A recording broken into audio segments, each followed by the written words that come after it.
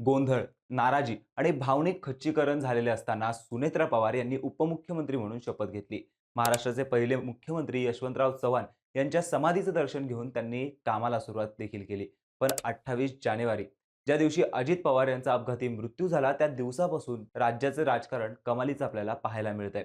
त्यांच्या अपघाताबद्दल संशय, घातपात की अपघात ही चर्चा, घाईत उरकलेला शपथविधी, राष्ट्रवादीच्या एकत्रीकरणाला होत असलेला विरोध आणि विलिनीकरण यावरती नवीन नवीन खुलासे होत आहेत. विविध स्टेटमेंट दिले जात आहेत. पण आता सुनेत्रा पवार यांचा शपथविधी आणि गट नेत्यांच्या निवड प्रक्रियेबाबत महत्त्वाची माहिती समोर आली आहे. त्याचबरोबर राष्ट्रवादीच्या एकत्रीकरणाला विरोध करत भाजप कशाप्रकारे राष्ट्रवादीवरती प्रभाव टाकण्याचा प्रयत्न करतोय, याबद्दल विविध गोष्टी समोर येत असल्यामुळे राजकीय गोंधळ वाढत चाललाय. त्यातच सुनेत्रा पवार यांच्या गट नेतेपदी निवड झालेल्या प्रस्तावावरती काही आमदारांच्या सह्या नसल्यामुळे सुनेत्रा पवार यांना विरोध होता का, अशी राजकीय कुजबूज देखील सुरू झाली आहे. या सर्व घडामोडींबद्दल आज आपण या व्हिडिओमधून बोलणार आहोत. नमस्कार, मी अर्णित जोशी आणि आपण पाहतायत cut to cut. Sunetra Pawar यांनी ज्या दिवशी उपमुख्यमंत्री म्हणून शपथ घेतली, त्या दिवशी दुपारी राष्ट्रवादीची एक महत्त्वाची बैठक झाली होती. त्या बैठकीत सुनेत्रा पवार यांची एकमताने गट नेतेपदी निवड करण्यात आल्याची घोषणा करण्यात आली. तसे निवड झाल्याचे पत्र देखील प्रसिद्ध करण्यात आले. पण तुम्ही जर ते पत्र नीट बघितलं असाल तर काही आमदारांच्या सह्या नसल्याचं त्यात दिसून आलंय. तर जर निवड बहुमताने झाली, की एकमताने यावर नवीन चर्चा सुरू झाली होती. बरं, आता आपण त्या निवडीचा घटनाक्रम पाहू, म्हणजे नक्की कळेल की नेमकं काय घडलं होतं. पक्षाचे ज्येष्ठ नेते छगन भुजबळ यांनी सुनेत्रा पवार यांच्या नावाचा प्रस्ताव मांडला. तर त्या प्रस्तावाला पक्षातील अन्य नेत्यांनी अनुमोदन दिले. त्यानंतर उपस्थित सर्व आमदारांनी एकमताने सुनेत्रा पवार यांना विधिमंडळ गट नेतेपदी निवडले. तर निवडीची माहिती मुख्यमंत्री देवेंद्र फडणवीस यांना देखील कळवली गेली. त्यानंतर शनिवारी संध्याकाळी सुनेत्रा पवार यांनी उपमुख्यमंत्री पदाची शपथ घेतली. मात्र विधिमंडळात पार पडलेल्या पक्षाच्या या बैठकीत जो ठराव मांडण्यात आला, त्या पत्राची प्रत समोर आली आहे, ज्यात 3 सदस्यांच्या सह्या नसल्याचे समोर आले. सुनेत्रा पवार यांची गटनेतेपदी निवड झालेल्या पत्रावरती एकूण 48 सदस्यांची नावे आहेत. मात्र त्यात अहेरीचे आमदार धर्मराव बाबा आत्राम, शहापूरचे दौलत दरोडे आणि रामराजे नाईक निंबाळकर यांची सही नसल्याचं स्पष्ट होतंय. यावरून फलटणमध्ये टीका होताना दिसते.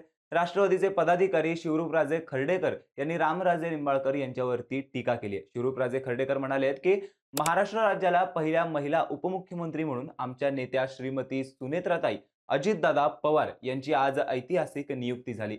या महत्त्वाच्या प्रसंगी आणि स्वर्गवासी अजितदादांना श्रद्धांजली वाहण्यासाठी फलटणचे आमदार सचिन पाटील मुंबईत हजर राहिले. मात्र ज्यांनी आयुष्यभर लाल दिव्याची सत्तेची ऊब घेतली, त्या विधान परिषदेचे आमदार रामराजे नाईक निंबाळकर यांनी या बैठकीसाठी पाठ फिरवून चाखरवाडीत शिवसेनेचा प्रचार करणे पसंत केले. सत्तेसाठी आणि राजकारणासाठी हे कोणत्या थराला जाऊ शकतात, याचा प्रत्यय आज फलटणकरांना आलाय, असा घणाघाती आरोप सातारा जिल्हा बँकेचे संचालक तथा राष्ट्रवादी काँग्रेस पार्टीचे फलटण तालुकाध्यक्ष श्रीमंत शिवरूपराजे खर्डेकर यांनी केलाय. त्यामुळे पवार कुटुंबाबरोबर राष्ट्रवादीतील आमदारांचाही विरोध होता का, अशी चर्चा सुरू झाली होती. पण आता याबाबत रामराजे निंबाळकर यांनी आपली भूमिका स्पष्ट केली आहे.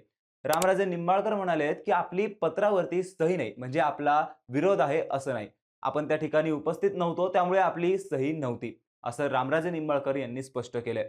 तर दौलत दरोडा यांच्या पुतण्याचे निधन त्याच दिवशी झाले होते, त्यामुळे ते उपस्थित नसल्याची माहिती आहे.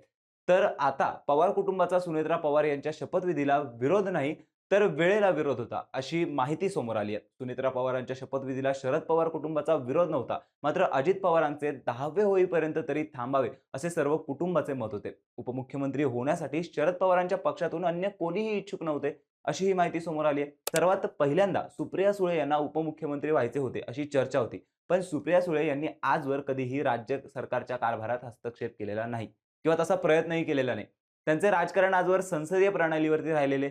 त्याचबरोबर अशा भावनिक वातावरणात सुप्रिया सुळे यांचं नाव समोर येऊ नये, एवढी राजकीय परिपक्वता पवार कुटुंबात नक्कीच आहे. आता सुनेत्रा पवार या बारामती विधानसभेची पोटनिवडणूक लढवणार असून त्यानंतर त्या विधानसभेत अधिकृतपणे प्रवेश करतील. आता समोर आलेल्या माहितीनुसार उपमुख्यमंत्री सुनेत्रा पवार यांच्याकडे मंत्रालयातील अजित पवार यांच्या वापरातील दालनेच कायम ठेवण्याचा निर्णय राज्य सरकारने घेतला आहे. सामान्य प्रशासन विभागाने सोमवारी याबाबत शासन निर्णय जाहीर केला.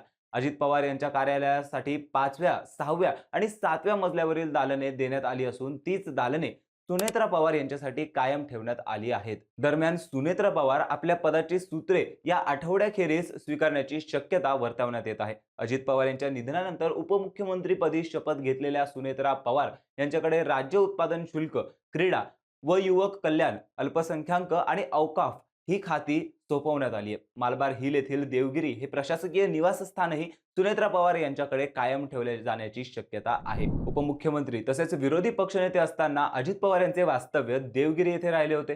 राजकीय वर्तुळात अजूनही दोन्ही गटांच्या विलिनीकरणाबाबत मतभेद कायम आहेत. राष्ट्रवादी शरद पवार गटाचा दावा आहे की विलिनीकरण ठरले होते, तर अजित पवार गटाचे वरिष्ठ नेत्यांनी याला विरोध केलाय. पण आता हा निर्णय सुनेत्रा पवार घेतील असंही स्पष्ट करण्यात आलंय. आता तिसरा मुद्दा म्हणजे शरद पवार हे अजित पवार यांची राष्ट्रवादी हायजॅक करू पाहत होते असा दावा भाजपकडून अप्रत्यक्षपणे करण्यात येतोय. पण राष्ट्रवादी नाही तर भाजपच आता राष्ट्रवादीवर प्रभाव टाकत असल्याचे समोर येत आहे. कारण सुनेत्रा पवार राज्यसभेच्या खासदार होत्या, त्यामुळे आता उपमुख्यमंत्री झाल्यानंतर सुनेत्रा पवार यांच्या जागेवरती कोणाला राज्यसभेवर पाठवायचं याची चर्चा आता रंगली आहे. याच दरम्यान राज्यसभेवर पार्थ पवार यांना पाठवण्यास भाजपचा विरोध असून जय पवारांना राज्यसभेत पाठवण्यास भाजपचा हिरवा कंदील असल्याची माहिती समोर आली आहे. पण राष्ट्रवादीकडे पुरेसे बहुमत आहे, त्यामुळे राज्यसभेवर कोणाला पाठवायचे याचा निर्णय सर्वस्वी राष्ट्रवादीचा आहे. जर हाच नियम वापरला तर गोपीचंद पडळकर यांनी पवार कुटुंबावर सातत्याने पातळी सोडून टीका केली आहे. पण पडळकर यांना पक्षाने आधी विधान परिषद आणि नंतर विधानसभेची उमेदवारी देण्यात आली. त्यामुळे पार्थ पवार यांना विरोध करून भाजपा दबावाचे राजकारण करत असल्याची चर्चा आहे. त्यामुळे सुनेत्रा पवार यांना अनेक ठिकाणी संघर्ष करावा लागणार आहे. अजित पवार यांच्या मृत्यूनंतर अनेक राजकीय पेच तयार झाल्याचे चित्र आहे. पण हेच पेच अगोदरच होते की नंतर तयार करण्यात आले यावर अजूनही मतमतांतरे होत आहेत. पवार गट स्वतःच्या अस्तित्वासाठी विलिनीकरणावर आग्रही होते, तर आपले महत्त्व कमी होऊ नये म्हणून अजित पवार गटातील एक घटक आपला विरोध कायम करत आहे. त्यामुळे सुनेत्रा पवार यांचे निर्णय घेताना मोठी कसोटी लागणार आहे. तर भाजपचा प्रभाव मोडीत काढण्याबरोबर पक्षातील सुप्त विरोधकांचाही बंदोबस्त सुनेत्रा पवार यांना करावा लागणार आहे. त्यामुळे भावनिकता ओसरल्यानंतर सुनेत्रा पवार यांचा राजकीय संघर्ष खऱ्या अर्थाने सुरू झाला आहे.